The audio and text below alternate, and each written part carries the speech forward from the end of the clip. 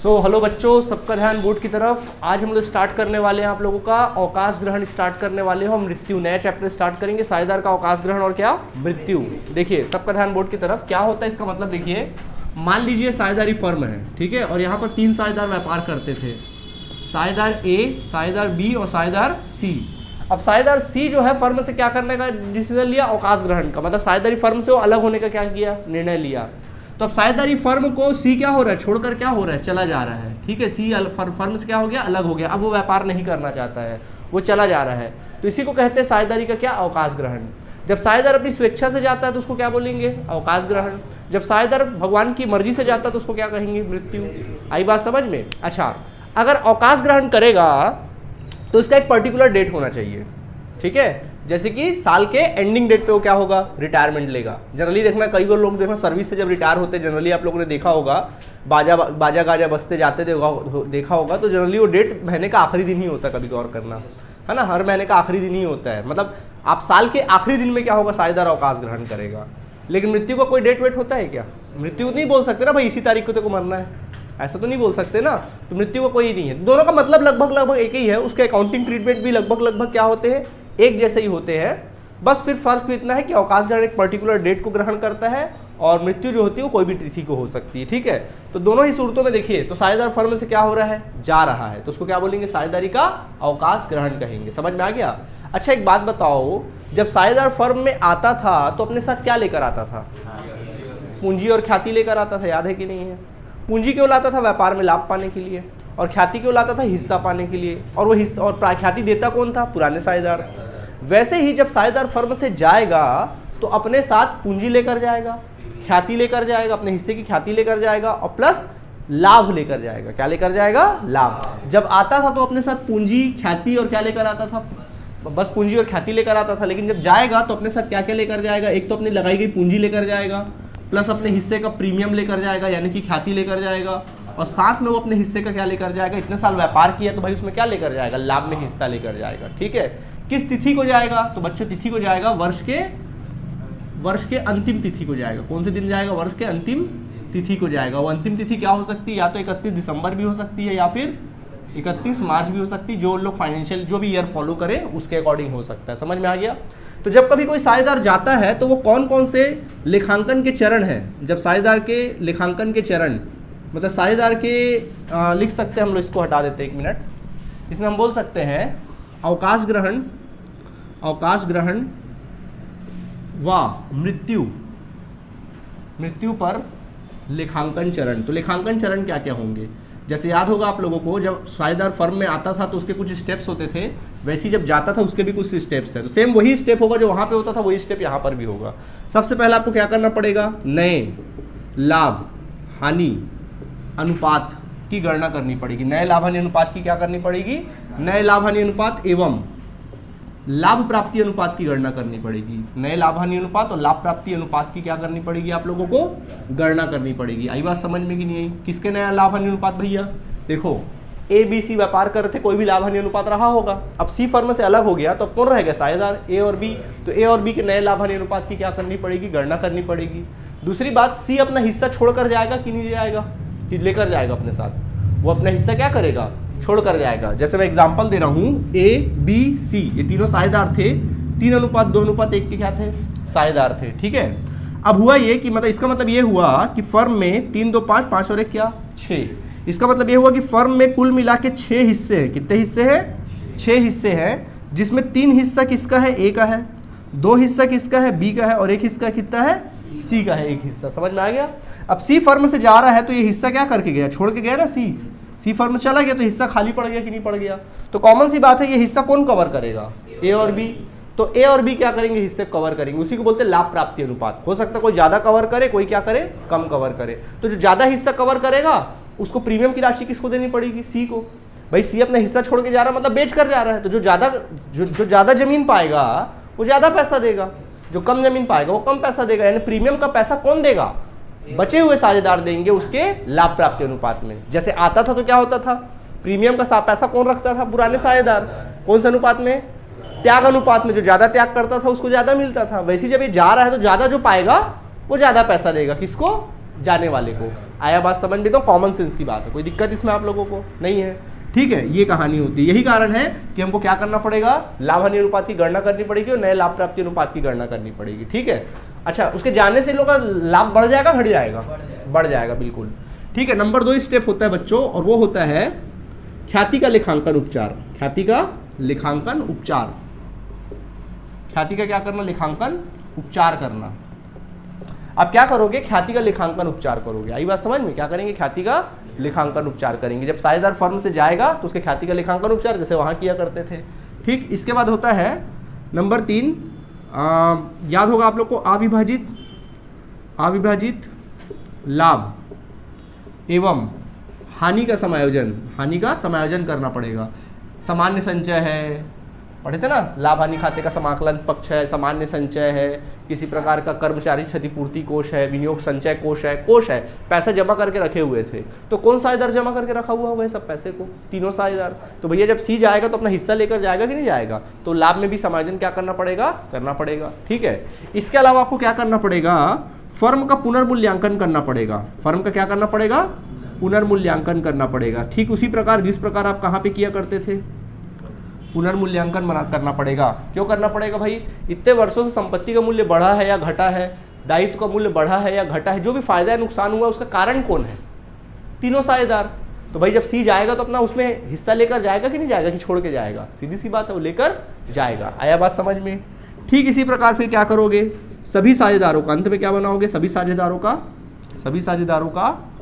पूंजी खाता बनाओगे। क्या बनाओगे, सभी साझेदारों का पूंजी खाता बना लोगे। और जो साझेदार जा रहा है ना, अब उसको पूंजी का पैसा वापस करोगे। तो लिखेंगे निर्वित साझेदार, अवकाश ग्रहण करने वाले को बोलते हैं निर्वित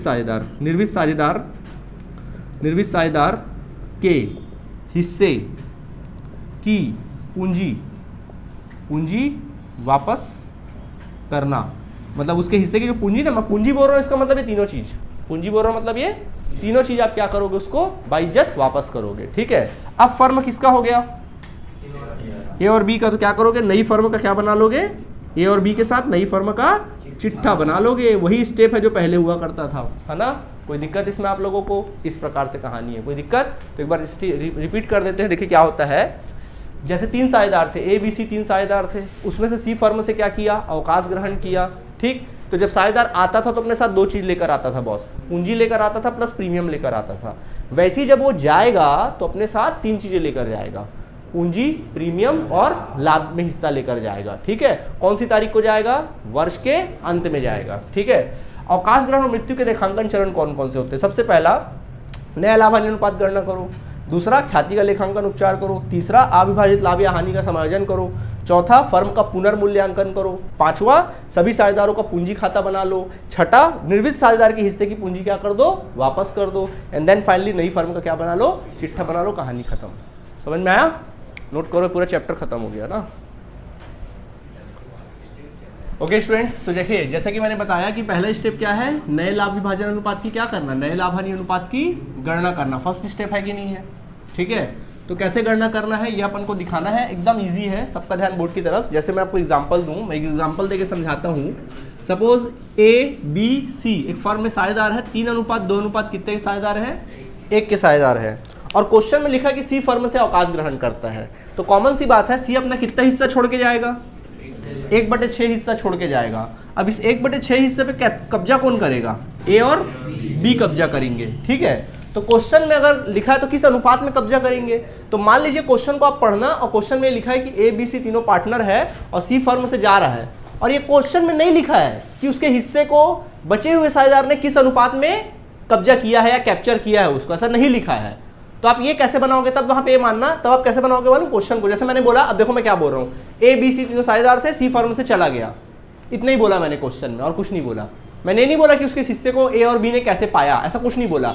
बस सी छोड़कर क्या हो गया, चला गया, इतना ही भर बोला। तो नया अनुपात कैसे निकालोगे, कौन जा रहा बताओ यहाँ पर, सी का हिस्सा हटा दो, बोलो नया अनुपात 3:2। नया अनुपात समझ में आ गया आंसर, 3:2। मैं बोलता हूँ बी फर्म से जा रहा है, बताओ नया अनुपात।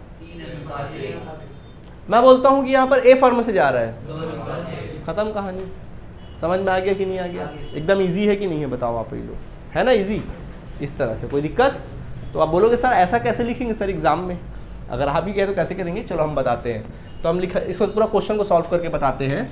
चलो ABCF सी फर्म से अवकाश ग्रहण करता है, सी फर्म से अवकाश करता है, ठीक है। तो अपने को नया अनुपात निकालना है, ये क्वेश्चन है हमारे सामने, ठीक है। तो अपन लिखेंगे नए लाभ हानि अनुपात की गणना कीजिए, नए लाभ हानि अनुपात की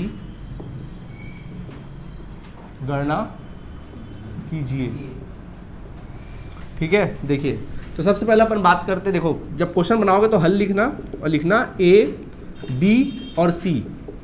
ABC एक फर्म में लिखेंगे, ABC एक फर्म में क्रमशः 3:2:1 के साझेदार हैं, C फर्म से अवकाश ग्रहण करता है, अतः शेष साझेदार A और B का नया लाभ हानि अनुपात क्रमशः कितना होगा, 3:2 होगा। आ गया आंसर, कहानी खत्म। समझ आया कि नहीं आया, कैसा लगा, नोट कर लीजिए। ऐसे ही बनाना क्वेश्चन जब भी आएगा तो, ठीक है, नोट कर लो। ओके स्टूडेंट्स, चलिए देखिए अब आपके बुक का क्वेश्चन नंबर 2 देखेंगे आप सभी। देखिए क्या लिखा है, कहता है कि XYZ एक फर्म में साझेदार है, लिख रहा है कि XYZ एक फर्म में साझेदार है, उनका अनुपात 1/2 अनुपात 3/10 अनुपात 1/5 है, ठीक है। ये 3 इस प्रकार से इनका अनुपात क्या किया है, दिया गया है। और कहता है X फर्म से अवकाश ग्रहण करता है, X फर्म से क्या करता है, अवकाश ग्रहण करता है, X फर्म से अवकाश ग्रहण करता है। तो नए लाभ हानि अनुपात की गणना करो, नए लाभ हानि अनुपात की गणना करो, ठीक है। नए लाभ हानि अनुपात की क्या करनी है आप लोगों को, गणना करनी है।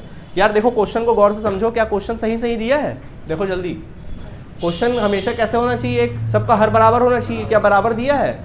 जब क्वेश्चन पूरा कंप्लीट ना दे तो पहले क्वेश्चन को कंप्लीट कर लो, क्वेश्चन सही दिया है क्या, नहीं तो बराबर करोगे, हर क्या करोगे, बराबर। तो देखो क्या लिखोगे, X, Y और Z कैसे साझेदार बोल रहा है, 1/2, फिर कितना 3/10 और फिर अंत में कितना 1/5 है। देखो सबका हर देखो कितना है, सबसे बड़ा हर कौन है, तो ऐसा क्या करे कि सबका हर 10 हो जाए। तो देखो इसमें गुणा करेंगे, तो इसमें कितना गुणा करेंगे, 10 बन जाए, 5 का नीचे तो 5 का ऊपर, इसका कुछ मत करना, इसमें 2 का नीचे 2 का ऊपर, देखो बन जाएगा 5 कितना हो गया 10 अनुपात 3/10 अनुपात 2/10 हो गया, बराबर कि नहीं हो गया।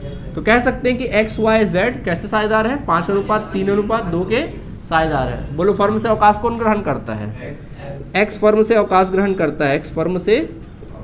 अब आगे काम नहीं कर पाओगे तुम लोग, बताओ ना नया अनुपात क्या आएगा, 3:2। आगे काम कर लो, समझ गए, लिख लोगे ना, नोट कर लीजिए।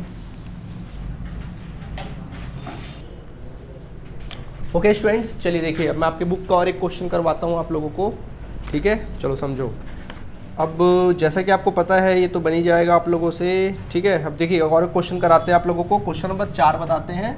अब देखो इसमें क्या लिखा है, X, Y और Z क्रमशः साझेदार हैं जो लाभ हानि को 5:4:3 में बांटते हैं, 5:4:3 में बांटते हैं। Y फर्म से अवकाश ग्रहण करता है, Y फर्म से अवकाश ग्रहण करता है, ठीक है। Y फर्म से अवकाश ग्रहण करता है और उसका हिस्सा X और Y Z बराबर बांट लेते हैं। उसका हिस्सा कौन ले लेता है, X व Z बराबर ले लेते हैं, ठीक है। बराबर अनुपात में क्या कर लेते हैं, बराबर में लेते हैं X व Z Y का हिस्सा बराबर अनुपात में ग्रहण कर लेते हैं, ठीक है। तो आपको कहता है कि इसलिए नया लाभ हानि अनुपात ज्ञात कीजिए। नया लाभ हानि अनुपात क्या करिए आप लोग, ज्ञात कीजिए। ये आपको क्वेश्चन में कहता है, आया बात समझ में कि नहीं आया, ध्यान दीजिएगा सभी। क्या बोल रहा है, XYZ एक फर्म में साझेदार है, Y फर्म से अवकाश ग्रहण करता है, यहाँ तक क्वेश्चन बढ़ा के दिया, क्या बोल रहा है, अब उसका हिस्सा को x और y x और z क्या करते हैं, बराबर अनुपात में ग्रहण करते हैं। तो देखो इस बार बकायदा बोला है कि उसका हिस्सा को कैसे लोग पा रहे हैं, तो बॉस फिर आपको बनाना पड़ेगा, फिर वो जो आपने होशियारी चल रही थी ना वो होशियारी नहीं चलेगी यहाँ पे, समझ में आ गया। चलो बनाना स्टार्ट करते, सीधा हल लिखना, सीधा हल लिखो और सवाल बनाना स्टार्ट करो। लिखो x y और z क्रमशः फर्म में 5:4:3 के साझेदार हैं। y फर्म से अवकाश ग्रहण करता है। y फर्म से अवकाश ग्रहण करता है, तो इसलिए y का भाग, तो बोलो y का भाग कितना है, देख के बताओ। 4 है, तो 4 बटे कितना, 12, 5 4 9, 9 3 12, है ना। तो y का हिस्सा कितना बच्चों, 4/12 उसका हिस्सा, मतलब 4 बटे वो छोड़ के जा रहा है, 4/12 क्या करके जा रहा है, छोड़ के जा रहा है। और x और z उसका हिस्सा कैसे प्राप्त करते हैं, बराबर अनुपात मतलब 1:, उसका हिस्सा 1:1 में प्राप्त करते हैं। मतलब उसका हिस्सा कैसे प्राप्त कर रहे हैं, 1:1 में क्या कर ले रहे हैं, बराबर बोला मतलब 1:1, 2 साझेदार है, 1:1 में प्राप्त कर ले रहे हैं।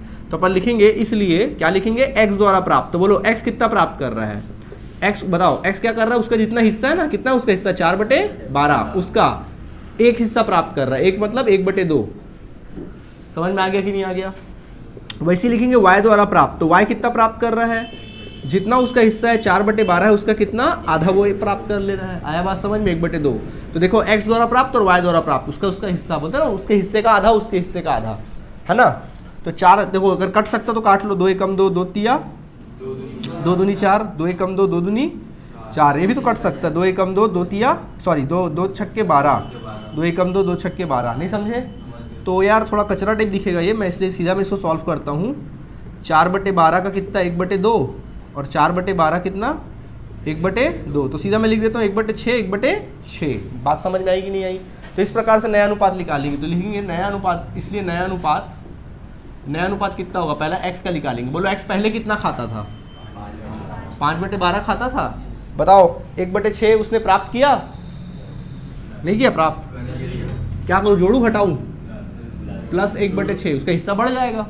तो एलसीएम निकालो, कितना आएगा, 12 का 12 से भाग करो, 1 का गुणा करो 5 से, फिर 12 का 6 से भाग करो, 2 का गुणा करो 1 के साथ, 2, 7/12 आया।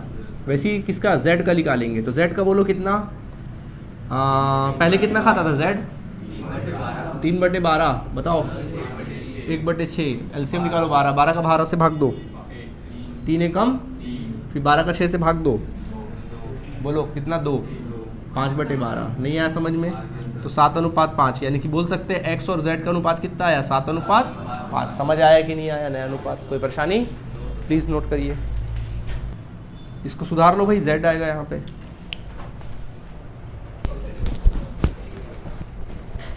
चलो अभी होमवर्क दे रहा हूँ, होमवर्क बना के लाना। देखिए जैसे मान लो मैं आपको लिख रहा हूँ कि x y z तीनों साझेदार थे, सपोज ये लोग साझेदार थे, 3:2:1 के साझेदार थे।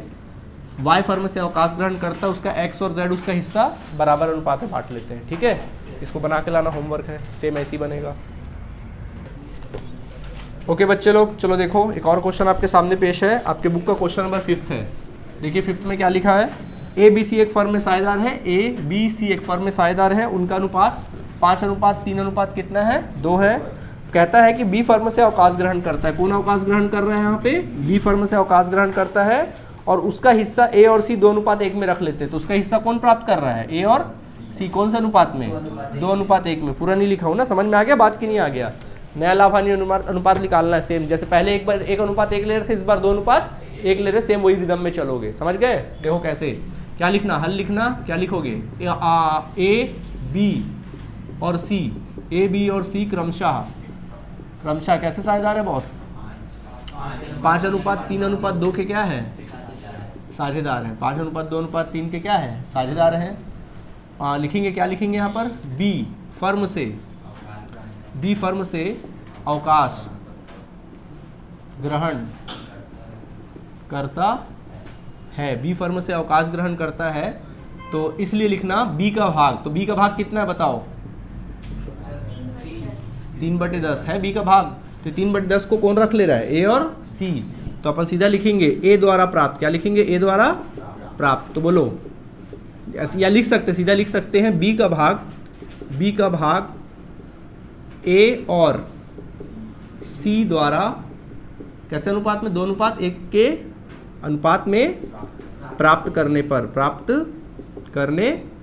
पर, ठीक है। तो चलो पहले बात करेंगे ए का, ए द्वारा प्राप्त, क्या लिखेंगे, ए द्वारा प्राप्त। तो बोलो ए कितना प्राप्त करेगा बताओ, 3/10 है ना, उसका कितना, 2/3 मानते हो कि नहीं मानते हो, ठीक है। और सी द्वारा प्राप्त, बोलो सी कितना प्राप्त करेगा, 3/10, हाँ 1/3। चेक करो अगर कैंसिल करना पॉसिबल है तो कर दो, 3 ये देखो 3 कैंसिल हो रहा तो कर दो, हर बराबर रहना चाहिए, लेकिन 2/10 और 1/10। अगर कैंसिल कर रहे हो और ऐसा कैंसिल कर रहे हो जिससे हर में कोई फर्क नहीं पड़ रहा, हर बराबर रहेगा तो कैंसिल कर सकते हो, समझ में आ गया। चलो अब नया अनुपात निकालें, तो इसलिए नया अनुपात, तो बताओ पहले निकालेंगे किसका, ए का। बोलो ए पहले कितना खाता था, 5/10, अब बढ़ गया ना उसका हिस्सा, 2/10 उसने और प्राप्त कर लिया, तो एलसीएम निकालो कितना आएगा। जब दोनों का समान रहे तो फिर दोनों क्या आता है, ऊपर का भी सेम ही रहता है, कोई टेंशन नहीं है, तो सीधा एज इट इज लिख दो। कितना आ जाएगा, 7/10। और फिर अपन सी की बात करेंगे, सी पहले कितना खाता था, 2/10, अब वो कितना और खाएगा, 1/10। तो एलसीएम निकालो 10, 2 + 1 कितना आ गया, 3/10। तो बच्चे लोग 7:3, यह आ गया किसका, ए और किसका, सी का नया अनुपात। कैसा लगा, है मज़ेदार, प्लीज़ नोट करिए।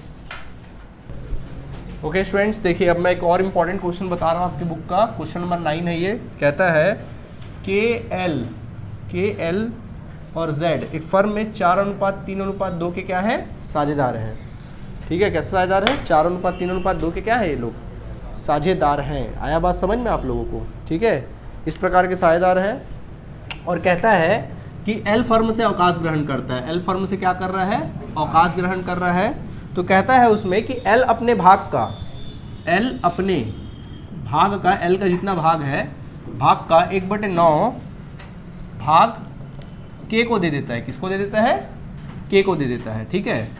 और फिर बोल रहा है और शेष भाग, कितना भाग, शेष भाग, अपने भाग का शेष भाग, अपने भाग का कौन सा भाग, शेष भाग, किसको दे देता है, जेड को दे देता है। तो बताओ शेष भाग कितना होगा, 8/9, वेरी गुड। 1/9 दे दिया के को, तो बचा भाग कितना, 8/9। तो 8/9 भाग किसको देगा, जेड को देगा, किसको देगा, जेड को देगा। आया बात समझ में कि नहीं आया, ठीक है। तो आपको नया अनुपात निकालना है, तो निकाल दे नया अनुपात, ठीक है। तो देखिए क्या लिखेंगे, के, अब मैं पूरा नहीं लिख रहा हूँ ना, के एल जेड 4:3:2 के क्या है, साझेदार है। एल फर्म से अवकाश ग्रहण करता है,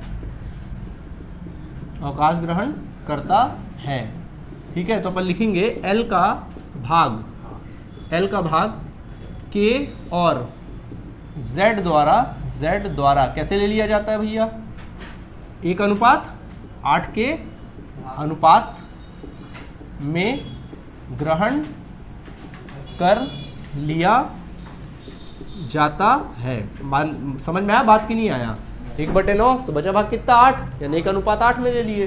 सेम वैसे ही बनाओगे जैसे बनाते हो। तो एल का भाग, इसलिए एल का भाग, तो बोलो एल का भाग कितना, जल्दी बोलो, हाँ जल्दी बोलो, 3/, अरे जल्दी बोलो ना यार, 9, 3/9। तो देखो क्या करना है इधर पे, तो अपन लिखेंगे, इसलिए क्या लिखेंगे, के द्वारा प्राप्त, के कितना प्राप्त करेगा, 3/9 भाग का कितना, 1/9 भाग, है कि नहीं। और इधर पे लिखेंगे जेड द्वारा प्राप्त, तो जेड कितना प्राप्त करेगा, जेड द्वारा प्राप्त, बोलो हाँ, 2/9 क्यों भाई, 3/9 का ही ना, 3/9 का 8/9। अगर कैंसिल करना पॉसिबल है तो कर दो, 3 एकम 3, 3 तिया 9, 3 एकम 3, 3 तिया 9, यानी आ गया 1/27 और ये आ गया 8/27, ठीक। तो नया अनुपात निकालो, किसका नया अनुपात निकाल दो। तो के का नया अनुपात कितना आ जाएगा बॉस, तो के का नया अनुपात, पुराना अनुपात कितना था, के पहले कितना खाता था, 4/9, अब नया कितना खाएगा वो, 1/27, है ना, जुड़ जाएगा। एलसीएम निकालोगे 27 का भाग करो 9 से, कितना आया, 3, 4 तिया 12, 12 और 1 13, 13 कितना आ गया, 27, ओके। फिर बारी आती जेड की, जेड पहले खाता था 2/9, है कि नहीं, कितना बढ़ गया उसका हिस्सा, 27, बोलो 6 प्लस